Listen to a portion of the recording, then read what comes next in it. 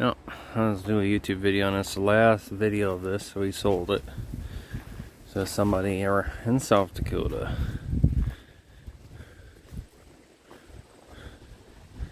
Just don't have the time and the money to even mess with it. Take a lot of work, a lot of money.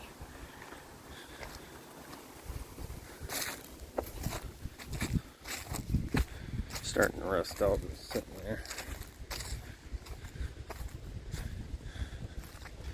Nice looking truck though.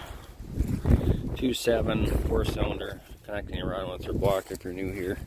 I mean, got it from the previous owner anyway. 5-speed manual, 95, 127,494.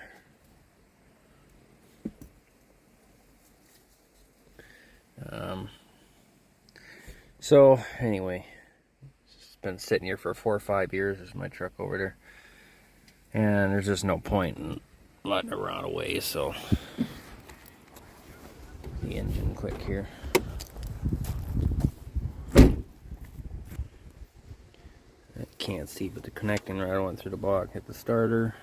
It's a 2.7. So last time you'll see it on the farm, ever again. So my dad professionally made this for me here with my skid steer. Cut it out, brace it up with this. So the main reason why he did this is, I'll show you.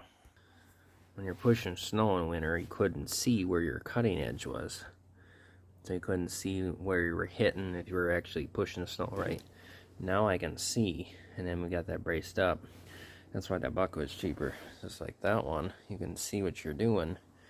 And this one, the bucket was too darn deep and you couldn't see. And I have it out to the farm. I gotta fix the alternator. Alternator isn't charging the best.